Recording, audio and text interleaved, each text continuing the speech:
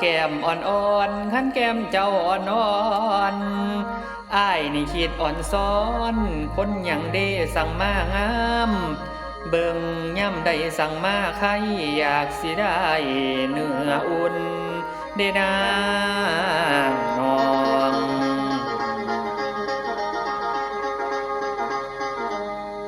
โอ้ละน้อ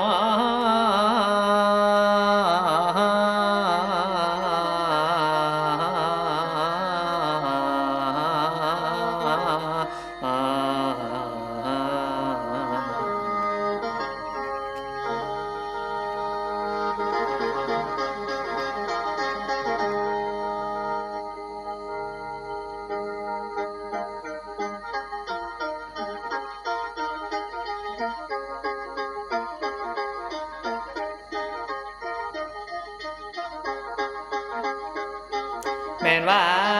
นอนางขจักเก้าเรื่องบ่าเบาพังขี้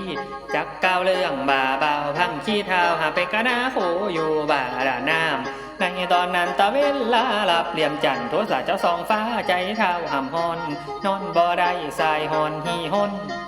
บ่ได้เท้าสาวฮอนฮีฮอนเจ้าว่าวันนี้เวียนคิดหำขานิ่งนางนองขนงนางลาอำท่านางไอนงนางลาเจ้าอำท่านางไอจิตก็ใส่นิโศกกันมันตื่นต่อยตีในคืนนี้นวลสว่างจันทร์ร้อนในคืนนี้นวลสว่างจันทร์ร้อนดาวกุลซ่อนซองกระแสเวิ้งน้ำคือใจอายพังขี้บาบ่าวคือใจอายผู้พังขี้บาบ่าวมันกะเจ็บผู้เจ้ามาหนาวหวังคออยู่บ่ได้เล้วนอต้นกู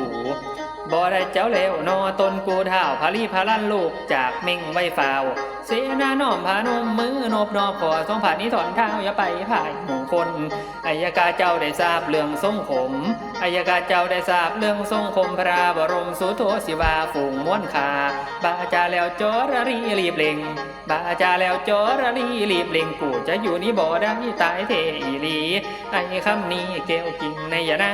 ไอ้คำนี้ผู้แก้วกิ่งในยานาจังว่าวงแววตาประดังเมยกว่างเมงเล่งไปหน้าเท้ากระเป๋าคาถาแปลงเป็นหอกดอนหอกดอนกระตุนพิไตโคนกระตุนพิไตโคนตกสลับพิงาไม้ตามดาวกินแถวนุ่งนางเกวเคียงเอกบันซ้อนนุ่งจ้างเกวเคียงเอกบันซ้อนทั้งขี้เห็นจีดกระเซ็นลงมอยมาละสีซอยอยู่ผ้าพานนายเอ่ยมาละสีซอยอยู่ผ้าพานนายเอ่ยเท่ากะเลยนี่กล่าวเว้ากะหอกหน่อยส่งเสียงเป็นสำเนียงสมเจ้าสาวงามเป็นสำเนียงผู้สมเจ้าสาวงามผิวใบหน้ากะเพราะปันท้องท่ากิริยาอ่อนอ่อนจีดพังขี้พายโหนกระตนเต้นไตไป